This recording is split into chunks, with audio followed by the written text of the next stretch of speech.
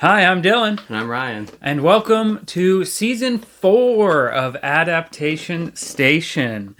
Today is a very special episode because not only is it the first episode of Season 4, but it's our 25th episode overall. Oh. That means by the end of today's episode, we will have reviewed 50 different things. 25 books and 25 movies.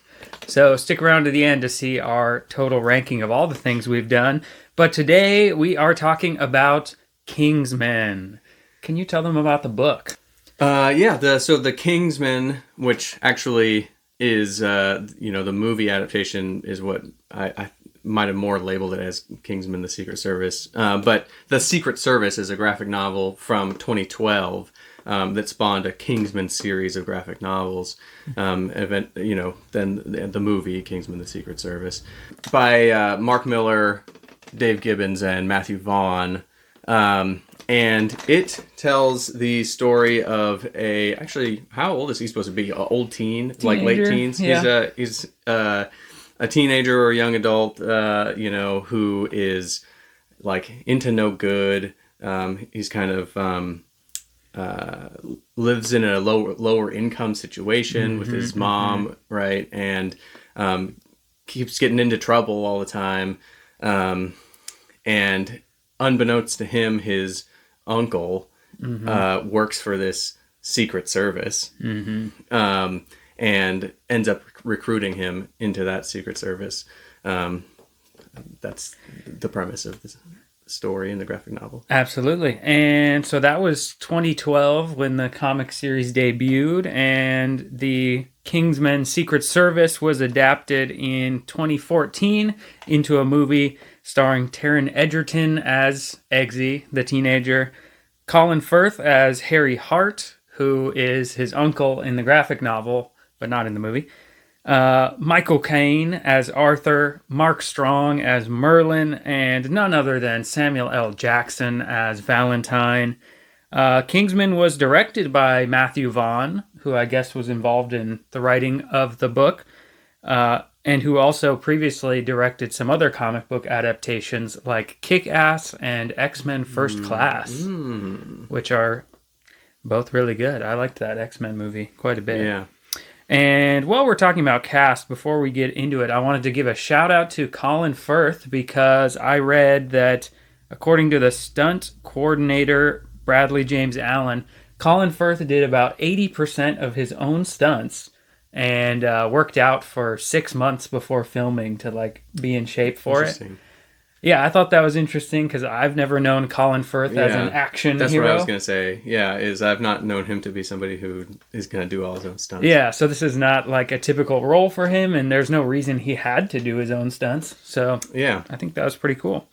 So now let's get into talking about our opinions of these. I wanted to start by asking you how you think of it because we both grew up watching James Bond movies. Yeah. So we're fans of spy things like that. And for me, because I like spy thrillers... So you watched the movie first. Yeah. Yeah, right. So okay. I'll be starting talking about the movie. Yeah, I got it from watching the movie first. And for me, growing up watching James Bond, like from the older ones, but then seeing how they tone down the gadgets and like the gimmicks for the Daniel Craig ones...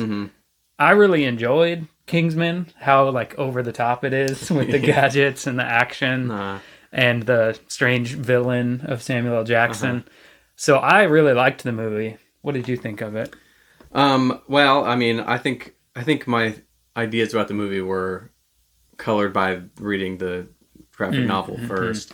I wasn't as big of a fan of it. I thought it was a little too over the top and silly. Like there's definitely silliness in the graphic novel itself. It is not like super serious at all.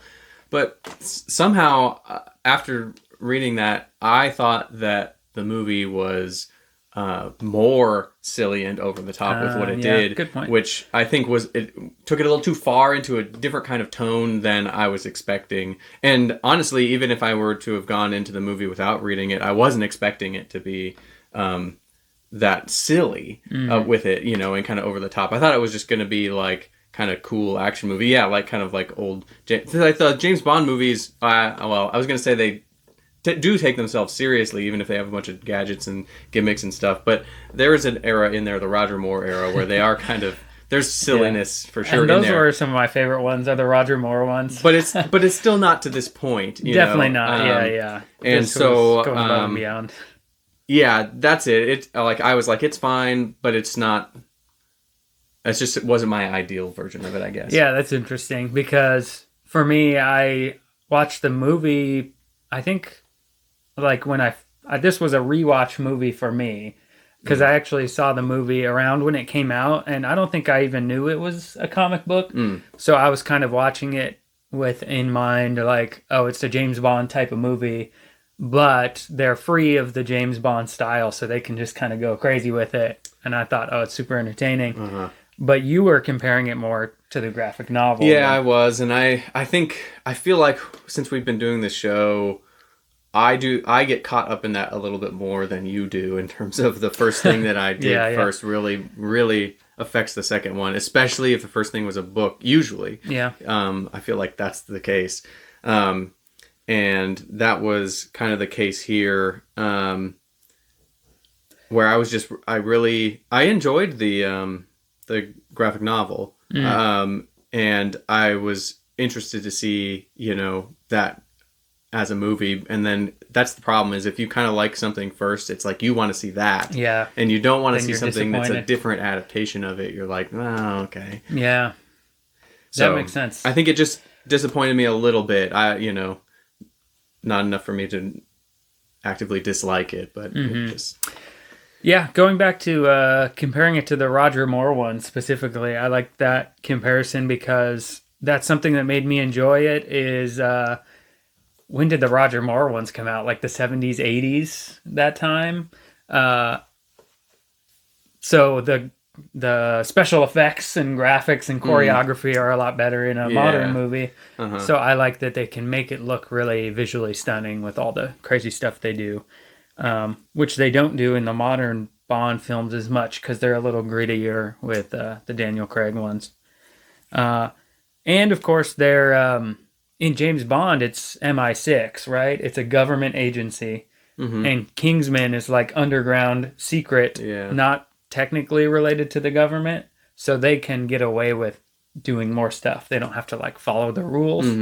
So that's something that also makes it a little darker, more violent. For me, Samuel L. Jackson is great. I mean, he's always good, in my opinion, but I liked him as the villain in this, which was different from the book because in the graphic novel or in the comics, he's it's like a kid, kind of. It's a teenager or young tech mogul. Yeah, the young tech guy. So that was an interesting choice. I mean, for me, I was surprised reading it in the comic book how different he was going to be. And then also in the movie, Samuel L. Jackson has a lisp.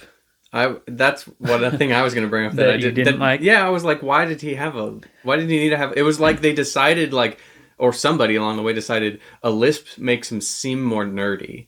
You know what I mean? And to me, I was kind of like maybe a little in poor taste of like, it's a stereotypical place you would put a lisp, kind of. Yeah, in a way. That. I read something when I was looking up the movie that it was apparently Samuel L. Jackson's choice. That's not surprising to me. I don't know Samuel L. Jackson, but for some reason it seems like, oh, he should have a lisp. Yeah, that's for something I read as a fun fact was like he went in with a lisp and the director or whatever, they were all like, what are you doing? And he was like, oh, I used to have a lisp but before I got into acting and I got over it, so whatever reason for his choice. But... Like, I think a lisp is fine in a villain or something, or in somebody in general, but like almost... it becomes more unique in a place where you would less expect it. I feel like there's a lot of...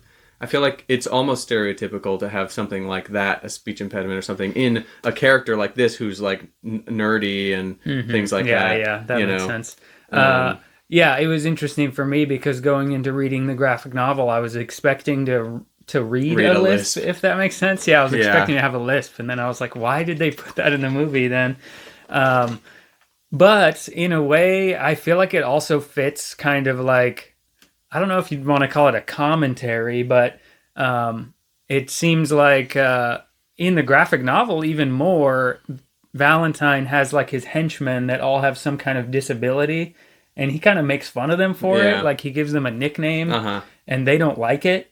Yeah. And to me, it felt kind of like a commentary on the Bond villains having some kind of deformity or something goes wrong in their past. Yeah, yeah. Like they all have some kind of disability. I don't know. So I just thought that was interesting because I didn't really get it from the movie. He just has a lisp.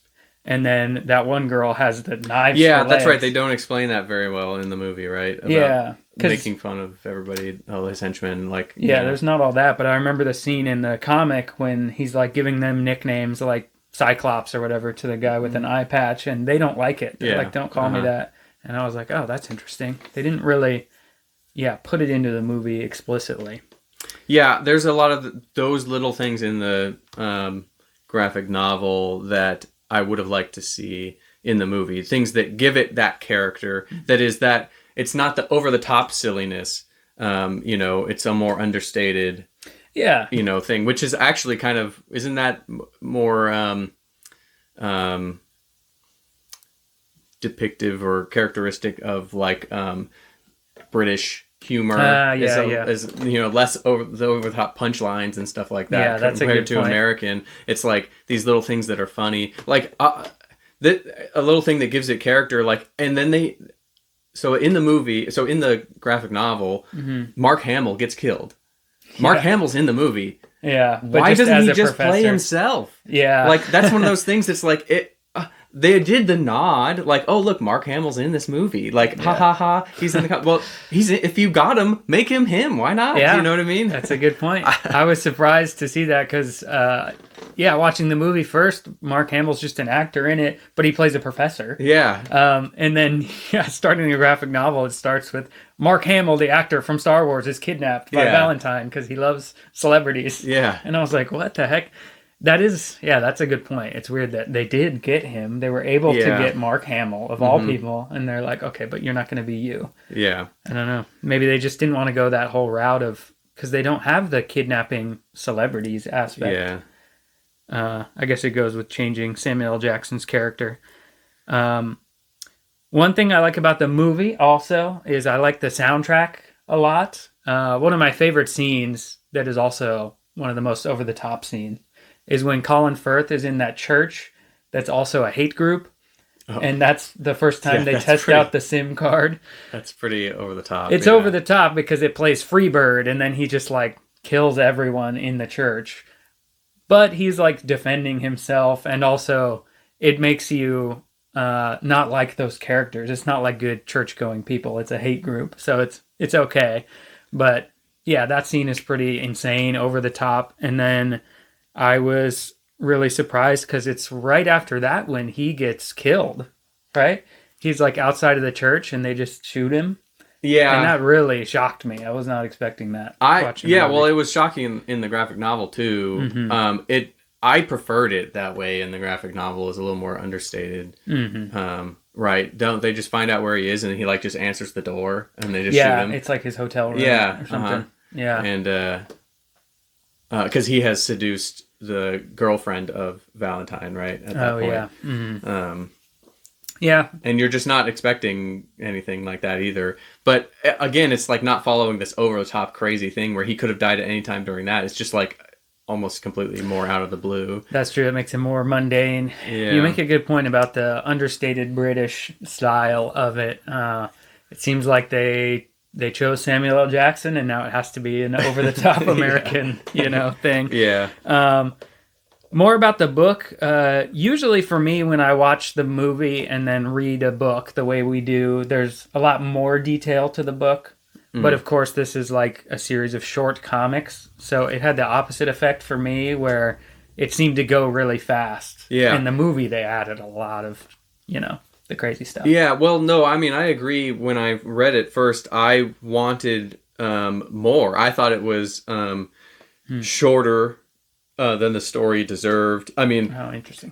But it spawned sequels that we haven't read or anything like that. That's true. So I think that would probably give me maybe some of what I wanted. But even just this story, it's like I would have liked more of it. Yeah. I don't necessarily have... I mean, maybe that's because I'm less of a. I'm like in some weird place with my history of comic book reading. I'm not consistent. I have not been consistent with it over my life. I also mostly haven't read new comic books. So in a way, I'm not a casual reader in the sense that I will read like one issue here and there of like stuff, you know. I'll do binges, but of older stuff. Like I've read a lot of older, and in that way, when you read a lot, you get a lot of in between story that's drawn out. These are monthly, not meant to be one set graphic novel, you know, collection of a few parts, right? That's one event. It's like you get a lot of in between stuff, and I like that. It's you know, and even like reading my experience reading like an event, I don't read a lot of graphic novels like that either that are like this. So like I expect almost, I think I enjoy getting all the little nuances of the longer, you know, storyline. Even like one of the ones that I have read, I read through the whole Civil War storyline through the comics, through every single one, you know, that it touches. And that's long when you do that. It's not just the Civil War titled, you know, comic books, like, you know, graphic novelization. Yeah, that they put in, they probably put it in a collection later, but they issued it as issues. Like, it's like, I don't know, 6 parts or something. If you just read that, you'd get the main part of it, but none of that extra expanded stuff. And I just really like that feel of it. So I was left wanting a little bit more, but I think that's always good if something's good enough to make you want more of it. It doesn't mean that it's bad. You know, if there's more out there, it means they did a good job of making you want to read the next one. But that's kind of an interesting commentary on maybe just changes in the publishing industry over the years, away from like serialized, like every week pick up the short one. And now it's more like here's a graphic novel. That still exists, but there is a lot more of the standalone graphic novels of it all, because those have definitely become that's popular. it's a genre of its own. People like to read graphic novels as a thing. One more thing I wanted to say about the graphic novel that I liked, kind of like you said about it being understated, maybe a little more serious. I feel like they talk about class differences a little bit more in the graphic novel. It's in the movie because of, you know, how Eggsy's life starts out. That's part of it, how he gets recruited. But in the graphic novel, there's also the part when he's with the other young recruits and they go out to the club and they're kind of making fun of him for the way he dresses and his accent. And, you know, he gets really upset and like goes out and steals a car or something. So he's getting back into his old ways because he doesn't fit in. And then it's, of course, his uncle being Colin Firth's character makes it a little more close to home. There's like a familial relationship with how they talk about that. So I did like how that was done in the graphic novel. Seems a little more serious and could have been more emotionally moving or dramatic for the movie, but they kind of just... Yeah, they decided what it was, and it was going to be this... spy romp action, so they kind of did away with that. Last thing I wanted to mention was a difference in... they both have the cell phone or the SIM chip making people go crazy or become violent, but they end in a different way. In the graphic novel, there's the hate group church thing that I mentioned. In the graphic novel, it's a wedding in Hawaii. I liked the movie version better for that one, maybe just because I saw it first and that was one of my favorite scenes. But like, I don't know, people ripping each other apart at the wedding, that seemed also shocking to me. Well, it is. I think that's what it's supposed to serve as, and it's a standalone thing. It's just a thing that happens. None of the main characters are there and involved in it, right? Yeah. So it's just something they see. But anyway, that also kind of ties into how the ending is different in the graphic novel, because in the movie they just figure out how to stop it from happening, basically. But in the graphic novel, they change it so it makes everyone horny instead of violent. So when Valentine turns it on or whatever, he thinks everyone's going to start killing each other, but they just start making out and going at it. So that's kind of funny difference. That's all. But do you want to get into our ratings of these? Yeah, let's get into our ratings. So I read the graphic novel first. I gave it an 8.1. Okay, nice. And then watched the movie, gave that a 6.4. Ooh. Okay, interesting, because I watched the movie first, and I gave it a 9 out of 10. I loved it. Really fun. But then I read the graphic novel. I gave it an 8.5. Okay, so still actually really good. That's actually a very highly rated pair for you. Yeah, both pretty close to each other. I enjoyed them both a lot. Yeah. Interesting to see that how much your reading of it affected your score of the movie, though, because your gap is a lot bigger between your scores. Yeah.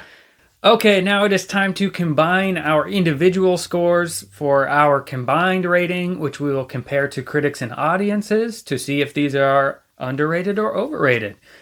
Starting with the book, you gave it an 8.1, yeah? Yeah. I gave it an 8.5. Mm-hmm. An average of 8.3. That's very strong. Good. Yeah, good score. Yeah. Over on Goodreads, the readers give it a 3.59 out of 5 stars. So that's what, 7.18, I think.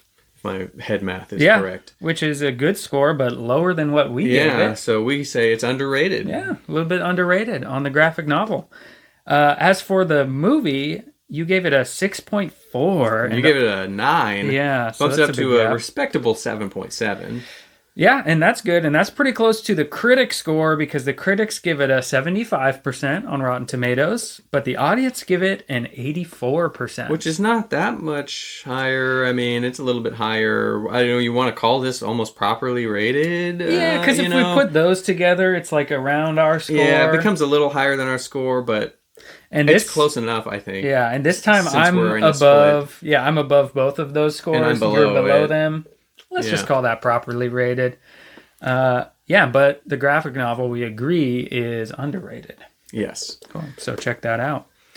So now let's move, I guess, to our final recommendations for which one we think you should consume first. Yeah, and what do you think as a reader first? As a reader first, I say watch the movie first. Really? I do, yeah, because that's what only based on another situation, like what I mentioned before with Civil War.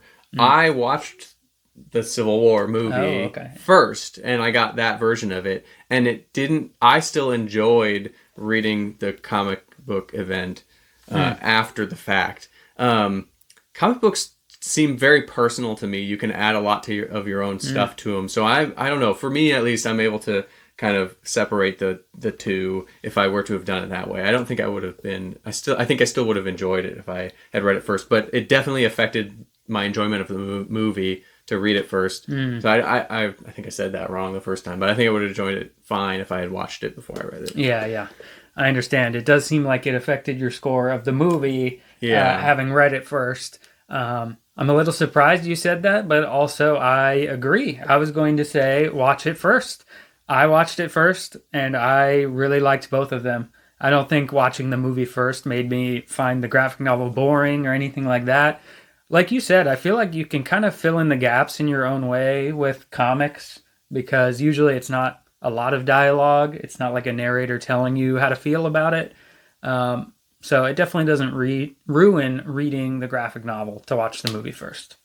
So we agree this time. Watch the movie first. Okay. So now that we have talked about Kingsman, the Secret Service, we have officially reviewed 50 different things total, 25 books and 25 movies. Now let's see where Kingsman will land on our overall ranking list. Going down this thing from the top, the first one we get to is the graphic novel. Hits number 7 at 8.3. That is strong. That's in the top high. 10. In the top 10. Below the Under the Skin book, King of Texas movie. Those are tied at 5.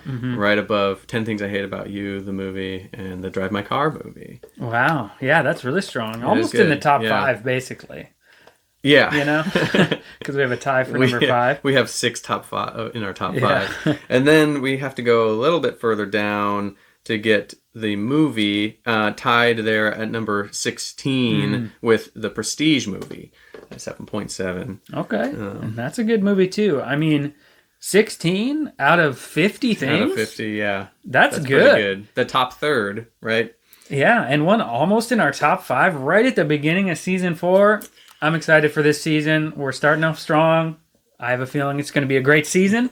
So stick around to see what else we read and where it lands on our list of now it will be 50 plus different books and movies. Yeah. And what are we doing next month? Next month we're doing Fahrenheit 451. Oh, classic American novel. And the movie adaptation we're doing along with that is the newest one.